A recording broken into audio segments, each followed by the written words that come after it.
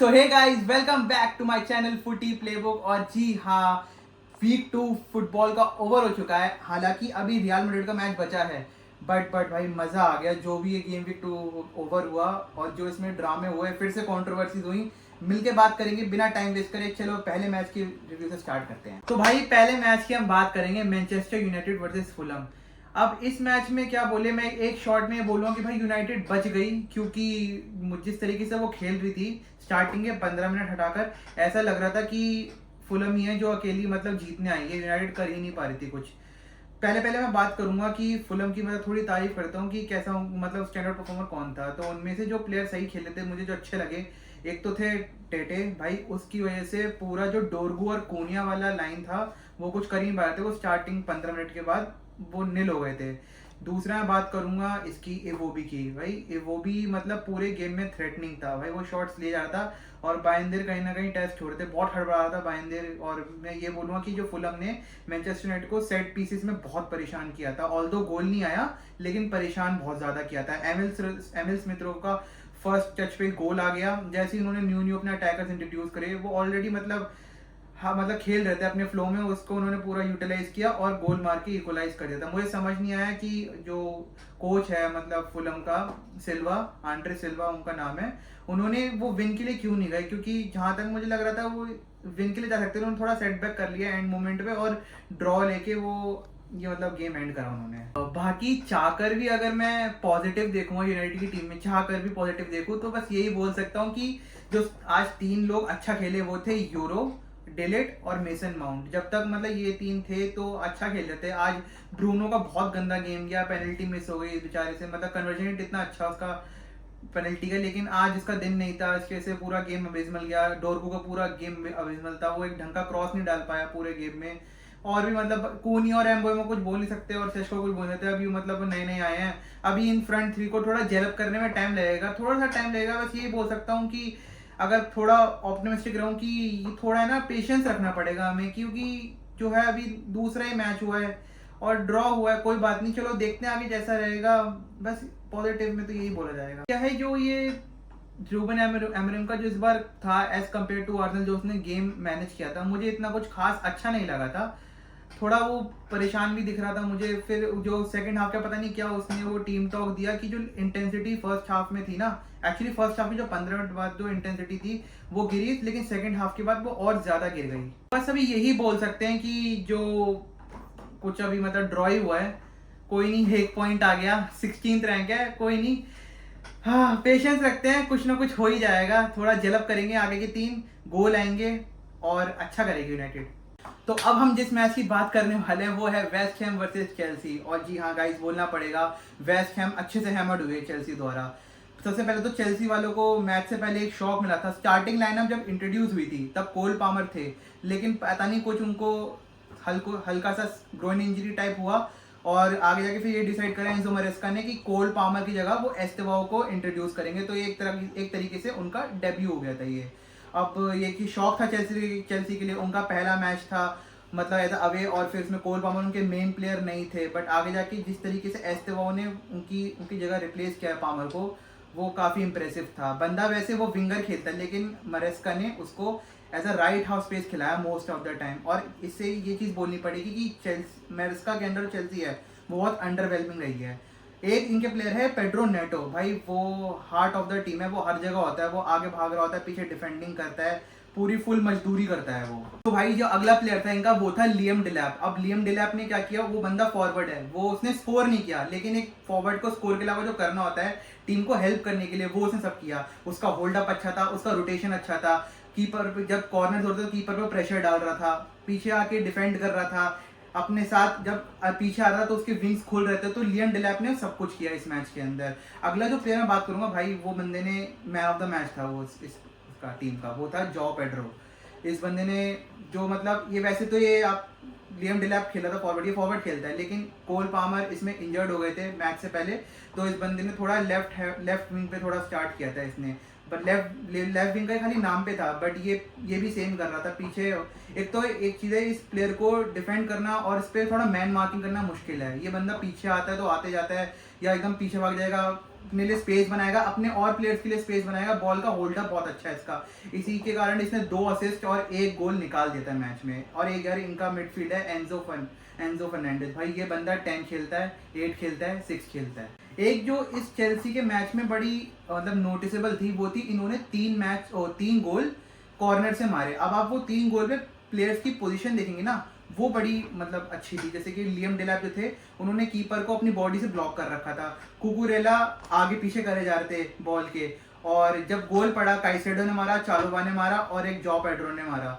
भाई वो तीनों गोल बहुत ही मतलब अच्छे थे। अब हम देखेंगे आगे जाके चेल्सी की ये टीम टॉप 6 के अगेंस्ट कैसे खेलेगी। तो भाई बुंदेसलीगा का एक और मैच हुआ था जो था Bayern Munich versus RB Leipzig. अब ये मैच से हमने देखा कि जो कंपनी बॉल है ना वो इस टाइम रॉक सॉलिड हो रखी है। भाई ये इस मैच में बायर्न की जो शॉट्स ऑन टारगेट थे वो थे 10 और आरबी लाइप्जिग के थे 1। एक तो मुझे समझ नहीं आ रहा आरबी लाइप्जिग के मैनेजर ने जावी सिमोन्स को क्यों खिलाया। हमें सबको पता है कि भाई वो बंदा चेल्सी से अभी थोड़ा लिंक्स आ रहे हैं उसके, वो चली भी जाएगा जहाँ तक है, और मतलब उसको खिलाना, फिर एक shot on target position Bayern ने इतना अच्छा रखा, मतलब बहुत ही कंडक्ट अच्छे से किया था पूरा गेम। एक चीज बोलनी पड़ेगी इस मैच के अंदर, भाई जो इनका प्लेयर है ना राइट विंग ओलीजे, भाई वो बोलना पड़ेगा one of the best right wings in the world है। मतलब वो बंदा का मतलब उसका जो उसने गोल मारा था एक टीम वर्क गोल था बहुत अच्छा, जिसमें उन्होंने राइट फुट से शूट मारी थी जिसे कीपर की लेफ्ट हैंड साइड पे, बहुत ही प्यारा गोल मारा था उसने वो। और अच्छा उसने मतलब मैच में अच्छा मतलब ब्लॉक्स वो भी करता है, अच्छे क्रॉसेस मारता है, सब कुछ अच्छा किया। दूसरा जो होगा ना, एक हमने पहले बायर्न हम देखा नहीं, बायर्न किस लिए जानी जाती है कि वो लॉन्ग बॉल्स बहुत ज़्यादा खेलते हैं, लेकिन जब लुइस डियाज का गोल देखेंगे ना वो पूरा प्रॉपर टीम वर्क था, जिसमें जो जोनाथन टाह थे उन्होंने एक ऐसा पास मारा कि 2-3-5 मतलब बंदों को क्रॉस करके वो सीधा बॉल जाती है किम मिन जे पे, और किम मिन जे से वो क्रॉस करते हैं और सीधा लुइस डियाज के पास जाके सीधा शूट और गोल। इस मैच में एक और बहुत अच्छी चीज़ थी जो हाईलाइट ऑफ द मोमेंट था, जिसमें हैरी केन आए थे।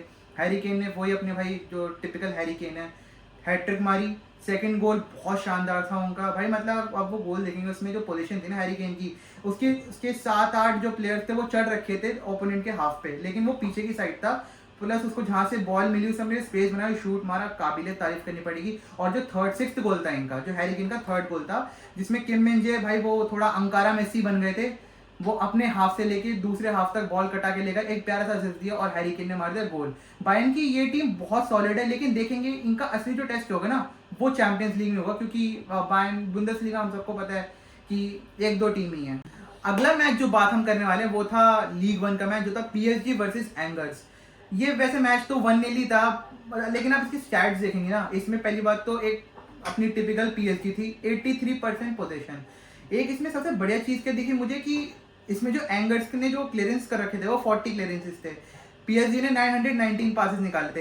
हाँ जी, इस मैच में फैबियन रुइज ने गोल मारा जिसका एकदम टॉप गेम रहा था, लेकिन मैं इस मैच में जिसकी बात करना चाहता हूँ ना वो है विटीनिया। भाई उस मतलब आप अगर उसके स्टैट देंगे, उस बंदे ने अराउंड 149 पासेस निकाले थे, जिसमें उसके जो टचेस थे ना पूरे मैच में वो 167 थे।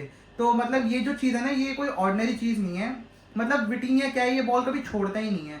देखेंगे आगे जाके पीएसजी कैसा करेगी। अभी तक तो 1-0 का स्कोर था, जो इसमें हाईलाइट था वो मैंने आपको बता दिया। अगला जो मैच है वो है बार्सिलोना वर्सेस लेवांटे। जी हाँ गाइस, ये मैच है ना एक बार फिर से बोलना पड़ेगा, बार्सिलोना ने एक और रेमोंटाडा कर दिया है। इससे मैच से पहले मैं एक चीज़ बोलना चाहूँगा, आपने नोटिस किया होगा कि जो इन्होंने जर्सीज पहनी है अपनी, जो किट थी इनकी फर्स्ट मैच और सेकंड मैच में, वो मतलब पिछले सीजन की जर्सीज थी, न्यू सीजन की अभी पहनी नहीं।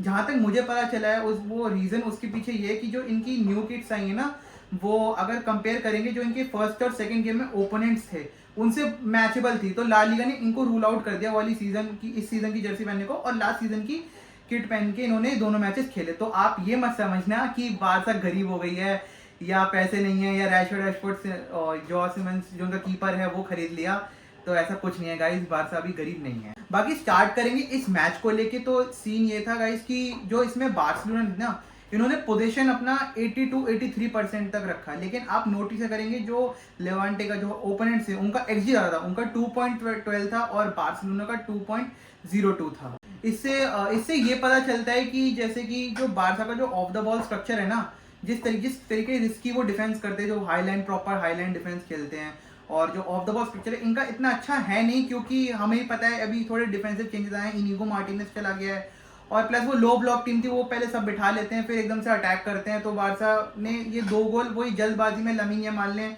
बॉल छोड़ दी थी और फिर वहीं से अटैक, एक पेनल्टी मिल गया और एक गोल खा लिया इन्होंने। तो एट द एंड इसका कंक्लूजन ये करेंगे कि जो ऑफ द बॉल स्ट्रक्चर है अभी इतना अच्छा नहीं है, लेकिन 2 गेम हुए तो आगे जाके ये चीज़ ठीक हो जाएगा। बात करेंगे रैशफोर्ड की कि इस मैच में रैशफोर्ड ने स्टार्ट किया था।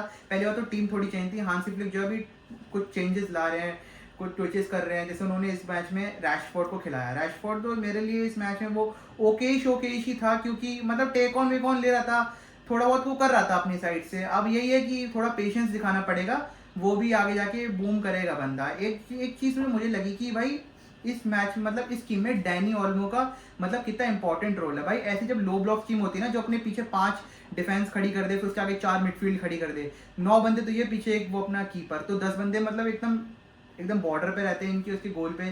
तो ऐसे ऐसे मतलब जब मैचेस आते हैं तो डैनी ओल्मो बहुत ज़रूरी रहता है ऐसे मैचेस के लिए, वो अच्छे मतलब स्पेसेस में निकलता है। तो इस मैच में जो पेड्री था भाई वो एकदम मैजिकल था, हर जगह था भाई, वो सब कुछ कर रहा था। यहाँ तक कि स्टार्टिंग का गोल जब 2-0 से बारसा अपना मतलब पीछे थी, तो उसमें भी पेड्री ने एक बहुत शानदार गोल मारा। भाई ये बंदा कितना सिल्की और कितना स्मूथली निकलता है ना, ये तो ठीक था। एक बार उसकी शक्ल देखिए पहले, कितना मासूम सा लगता है, लेकिन वो गोल ऐसा उसने खतरनाक सा मारा ना, पीछे की साइड से कर्लर मारा जो मतलब कीपर नहीं रोक पाया, तो बहुत ही सुपर गोल था। और मेरे ख्याल से जब टीम इतना लो ब्लॉक बैठ जाती है ना, तो आपको लॉन्ग रेंजर्स लेने चाहिए, क्योंकि यही होता है मतलब एक एडवांटेज की गोल यहाँ से ना ज़्यादा मार सकते हैं।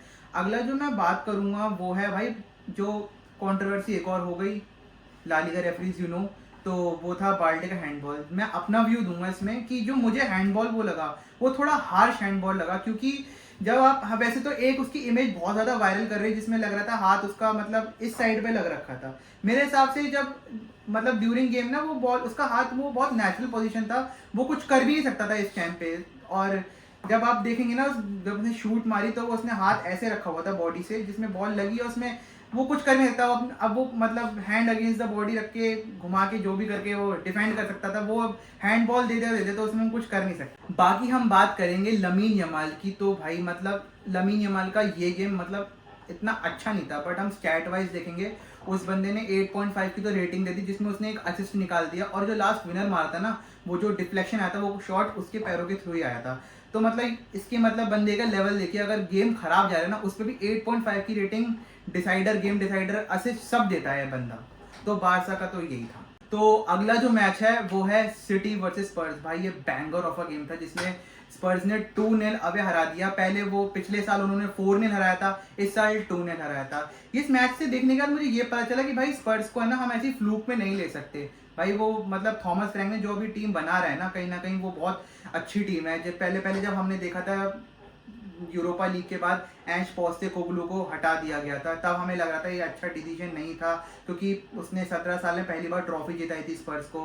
बट अब कहीं ना कहीं ऐसा फुटबॉल देख के लग रहा है कि थॉमस फ्रैंक जो है एक बहुत अच्छा अपॉइंटमेंट है, और डैनियल लेवी ने कहीं ना कहीं मतलब थोड़ा हार्श था पर वो ठीक भी किया था। इस मैच में क्या देखा गया कि जो स्पर्स थी ना भाई, वो बिल्डअप फ्रॉम द बैक कर रहे थे सिटी के अगेंस्ट, जो भाई कोई मामूली बात नहीं है, और वो अच्छे से एग्जीक्यूट भी कर रहे थे उसको सिटी के अगेंस्ट। मतलब अगर आप दोनों की प्रेसिंग देखेंगे ना, जिस तरीके से रिचार्लिसन और आगे के जो मतलब बेंटेंको और ये सब प्रेस कर रहे थे, और जहाँ से हालैंड चरकी कर रहे थे, भाई बहुत ही डिफरेंस था उनका, था इफेक्टिव। ये खाली नाम का प्रेस कर रहे थे। अब ये मतलब जैसे कि आपको पता है पालिनिया पहले बुंदेसलीगा में खेला था, बायर्न म्यूनिख में इतना सही मतलब अडॉप्ट नहीं कर पाया था वहाँ की लीग को, या ज़्यादा उसको चांस नहीं मिल रहा था, कॉम्पिटिशन दे नहीं पा रहा था। बट हम कह सकते हैं कि जिस तरीके से 2 मैच हुए हैं भाई थॉमस फ्रैंक की सिस्टम में, ये जॉ पालिनिया परफेक्ट बैठ रहा है, मतलब बहुत अच्छा डिसरप्टर है। बर्नार्डो सिल्वा को है ना उसने मतलब बहुत परेशान किया था पूरे गेम में। बाकी हम ये बोलेंगे एक थोड़ी मतलब ये बोलूँगा सिटी लग रहा है कि बहुत ख़राब खेली है, लेकिन मैं कहूँगा कि कहीं ना कहीं सिटी बस क्लिनिकल नहीं थी। उन्होंने भी स्टार्टिंग में चांसेस बनाए थे जो विकारियो ने अच्छा सेव किया था, सब किया था, लेकिन क्लिनिकल नहीं थी सिटी, इतना मैं बोलूँगा। जॉ पालिनिया का बहुत अच्छा रिटर्न है, वो मेरे ख्याल से उसको 30 मिलियन देके स्पर्स है ना खरीद लेगी। बाकी अगर एक लाइन में बताना है इस स्पर्स की टीम को, हम बोलेंगे थॉमस फ्रैंक के अंदर ये स्पर्स है ना एक करेजियस फुटबॉल खेल रही है, और जिसको देख के मजा आता है। अपनी एफपीएल में रिचार्लिसन जरूर लिया, बहुत गोल असिस्ट कर रहा है वो। तो गाइस अगला मैच जो है वो है आर्सेनल वर्सेस लीड्स, और उससे पहले मैं एक बार ये कर लेता हूँ। हाँ समझ गए होंगे, बहुत ट्रॉल किया था विक्टर ग्योकेरेस को, और उसने जब गोल मारे ना दोनों, तो भाई वो ऐसे फ्लिक करता है, इससे पता चलता है कि भाई ये जो फुटबॉलर्स हैं ये सोशल मीडिया पे एक्टिव रहते हैं। तो उसने एक अच्छा रिस्पॉन्स दिया। चलो बाकी करते हैं इस मैच में क्या हुआ था। सबसे पहले हम बोलेंगे जो आर्सेनल थी ना, उसने पूरा गेम अच्छे से कंडक्ट किया और मतलब अपने रिदम पे उन्होंने गेम चलाया, लीड्स को मौका नहीं दिया कुछ करने के लिए। इस मैच में दो चीज़ जो सबसे मतलब खराब बोली जाएंगी, क्योंकि अगला मैच इनका लिवरपूल के अगेंस्ट है, वो है कि साका और ओडेगार्ड अभी दोनों थोड़े इंजर्ड हो गए हैं। अभी उनका ये पक्का नहीं है कि ये लोग लिवरपूल के अगेंस्ट खेलेंगे या नहीं खेलेंगे। बात हुई साका की, भाई उसका मतलब लेफ्ट फुट तो था ही, लेकिन राइट फुट से जो उसने शॉट मारा था ना, वो बुलेट की तरह जो गोल के अंदर गया था, मजा आ गया था वो शॉट देख के। बाकी तो ये देखो हंसी मजाक में चलता रहता है कि कॉर्नर्स एफसी ये वो, but on a serious note भाई, अगर हमें बोले कि भाई पूरे मतलब वर्ल्ड में कोई ऐसी टीम है जो कॉर्नर्स में मतलब सेट पीस पे बेस्ट है, वो भाई वो आर्सेनल ही है। इन्होंने वापस से फिर से दिखा दिया, कल जो 2 गोल फिर से कॉर्नर से मारे ना, वो जो इन्होंने पता नहीं क्या ग्लिच निकाला है, क्या निकाला है, वो गोल मतलब 10 आउट ऑफ है ना, मुझे लगता है वो 8 बार तो अंदर जाएगी बॉल। भाई वो कुछ कर ही नहीं पाते, उसका मतलब सॉल्यूशन निकलेगा कि उस चीज़ को मतलब इंटरसेप्ट कैसे करे। बंदे पहले पीछे होते एकदम से घुस जाते हैं सारे, और मतलब हेडर वेडर का कुछ ना कुछ करके मच्छी मार के गोल मार देते हैं। तो अब हम बात करेंगे इस मैच में बहुत स्पेशल चीज़ हुई थी, वो थी मैक्स जॉमैन। भाई वो 15 साल का बच्चा, वो किसी एंगल से तो लग नहीं रहा, जिस तरीके से वो खेल रहा था ना, वो 15 साल का तो लग नहीं रहा था। आर्सेनल का फ्यूचर मतलब अच्छा खासा है, क्योंकि लुइस के लिए अपना नोनेरी है, अब ये उनसे भी छोटा आ गया एक और ये मैक्स जॉमैन, जिसकी तारीफ आर्टेटा और ब्राइस ने भी करी है। और इसने हाईलाइट्स मतलब इसका आने से देखो इम्पैक्ट तो हुआ, नाम का नहीं आता। इसने पेनल्टी मतलब दी थी जिसको विक्टर ग्योकरेस ने अलग से कन्वर्ट कर दिया। बाकी विक्टर ग्योकरेस की बात हुई तो ये बोलूंगा भाई, जो विक्टर ग्योकरेस का पहला गोल था ना, आप जब देखेंगे ना वो विक्टर का पहला गोल जिसमें जो उसने रन मारा था, भाई वो प्रॉपर विक्टर ग्योकरेस टाइप गोल था, जिसमें वो डिफेंडर्स को अवेयरनेस नहीं होती, वो पहली रन बना देता है कि उसको पता होता है कि उसके मतलब जो प्लेयर है वो क्या करने वाला है। वो साइड से गया, प्लस अपने लिए इतना अच्छा स्पेस बनाता है कट बैक करके। और बोलने पड़ेगी विक्टर ग्योकरेस की जो शॉट पावर और क्लिनिकलिटी है ना, वो भाई है कि मतलब प्रूव करता है कि वो बंदा क्यों 2 साल तक है ना टॉप स्कोरर की लिस्ट में टॉप 2 या 1 पे रहता ही था। अगला जो मैच है वो है नेपोली वर्सेस ससुओलो का। भाई ये सीरिया ए का मैच, मतलब नेपोली अगर आप देखेंगे ना, इसमें खास बात क्या थी कि जो दोनों गोल स्कोरर्स हैं वो है स्कॉट मैकटोमिने और केविन डे ब्रुयने। भाई तो बोल सकते हैं दोनों मैनचेस्टर से आए हुए बंदे अब नेपोली के लिए खेल रहे हैं, और जहां तक मुझे लग रहा है ये लोग स्कोरेटो मतलब जिता देंगे। अच्छा लगा स्कॉट मैकटोमिने, मतलब लास्ट जब नेपोली जीती थी तब भी उन्होंने गोल मारा था, एंड करा था लास्ट, और स्टार्टिंग मैच में गोल मार दिया। केडीबी का अनाउंसमेंट भी बहुत अच्छा है कि फ्री किक के मतलब फ्री किक से उन्होंने बहुत शानदार गोल मारा, और नेपोली ये मैच 2-0 जीत रही है। तो अभी जस्ट मैच ओवर हुआ है रियल मैड्रिड का, और कह सकते हैं भाई कि रियल मैड्रिड ने ओविएडो के अगेंस्ट 3-0 की एक थंपिंग विक्ट्री ली है। हालांकि जब इसकी लाइनअप बाहर आई थी तो सबसे शॉकिंग चीज़ ये लगी, शॉकिंग क्या, कुछ लोगों को, कुछ का मतलब बहुत लोगों को अच्छा भी लगा कि रॉड्रिगो की उसमें इंक्लूजन हुआ था। विनी जूनियर को इस गेम बेंच कर दिया गया था। हाँ मतलब थोड़ा ये शॉकिंग था, विनी जूनियर बेंच हो गया। फ्रैंको मस्तांतून ने एक तो डेब्यू किया अपना एज अ स्टार्टिंग 11, और रॉड्रिगो ने स्टार्ट किया। तो एक मैं मेजर डिफरेंस ये बोलूँगा कि रॉड्रिगो जो है ना, वो as compare to Vini Junior, वो है ना एम्बापे को ज़्यादा सपोर्ट दे पा रहा था, उन दोनों का लिंकअप प्ले अच्छा हो रहा था। और जहाँ की जो विनी जूनियर और एम्बापे का होता है, उससे बेटर मुझे रॉड्रिगो और एम्बापे का लिंकअप प्ले ज़्यादा अच्छा लगा। वैसे बोल सकते हैं कि रॉड्रिगो एक ऐसा प्लेयर है जो हाफ स्पेस में बहुत ज़्यादा ऑपरेट करता है, और विनी जूनियर प्रॉपर विंगर है, तो कहीं ना कहीं ये डिफरेंस था। और बाकी अच्छा लगा कि अब रॉड्रिगो, इसका तो मतलब यही पक्का हो गया कि वो मतलब इस ट्रांसफ़र पे कहीं पे जा नहीं रहा है, वो रियल मैड्रिड स्टे करेगा। और जिस तरीके से उसने अपना परफॉर्मेंस दिया है, बंदा वो जब सब्स्टिट्यूट होता तो मतलब फ्रस्ट्रेटेड था, तो ये एक अच्छा साइन है कि वो प्रूव करना चाहता है कि वो क्या वर्थ है और क्या दिखा सकता है फील्ड पे। तो ये चीज़ एक अच्छी थी मैड्रिड के लिए कि जब विनी जूनियर आते हैं फील्ड पर तो वो एक गोल और एक असिस्ट दागते हैं, मतलब दिखा देते हैं विनी जूनियर की भाई क्यों वो अभी मतलब best wingers in the world में इस कैटेगरी में आते हैं। जो सेकंड गोल था एम्बापे का, उसमें विनी जूनियर ने ही पूरा प्रेस किया था डिफेंडर को और एक प्यारा सा असिस्ट दिया, जिसमें एम्बापे ने अपना सेकंड गोल मारा। फर्स्ट गोल एक और एम्बापे ने मारा था, जिसमें आर्डा गुलर ने उनको एक बहुत प्यारा सा पास दिया था, जो उन्होंने बहुत अच्छे से टर्न किया, डिफेंडर को निगलेक्ट किया और एक सही फिनिश, और एम्बापे की आज हो गई ब्रेस। तो भाई मुझे लग रहा है इस बार पिचिची जो है वो फिर से एम्बापे ही ले जाएगा। बाकी सेकंड नहीं पता, मुझे लग रहा है इस बार लेवेंडोस्की और फेरान टोरेस में से कोई भी सकता है। जहाँ तक है फेरान टोरेस पीछे रह जाएगा, लेवेंडोस्की ही आएगा आगे। एज अ डेब्यू फ्रैंको मस्तानतुनो का मतलब परफॉर्मेंस उनकी अच्छी थी। और मैं ये बोलूँगा कि इस मैच में दो लोग जो थे ना, आर्डा गुलर और चुआमेनी, भाई इन्होंने बहुत अच्छा परफॉर्म किया है। अपार्ट फ्रॉम जो भी बिल्डअप हो रहा था पीछे से, और जिस तरीके से चुआमेनी ने मतलब जो बुलडोज़र परफॉर्मेंस दिया ना, प्रॉपर डीएम वाली, वो तो मुझे लगता नहीं कि रियल मैड्रिड में और कोई इस चीज़ को रेप्लिकेट कर सकता है, नॉट इवन कामाविंगा, क्योंकि वो चीज़ें अलग करता है। प्लस आर्डा गुलर के इस मैच में मतलब बहुत ज़्यादा डुअल मतलब उन्होंने वॉर्न करे थे, चांसेस ज़्यादा क्रिएट उनकी साइड से ही हुए थे। इससे मैं ये आता है डुअल से कि मैंने जो 2 मैचेस में देखा है कि जो शाबी अलोंसो की रियल मैड्रिड है as compare to Carlo Ancelotti, तो स्टैटिस्टिकली वो डुअल परसेंटेज है ना, ज़्यादा मतलब जीतती है। और इसका मतलब काम कर रहा है जाबी अलोंसो, अपनी मतलब फिजिकल स्ट्रेंथ बढ़वा रहा है इन बंदों की। सेकेंड हाफ परफॉर्मेंस भी मतलब थोड़ी बेटर हो सकती थी। फर्स्ट हाफ तो बहुत कॉम्पैक्ट थे, मतलब ज़्यादा चांस नहीं मिले, लेकिन सेकेंड हाफ में कुछ ज़्यादा ही खुल गया था।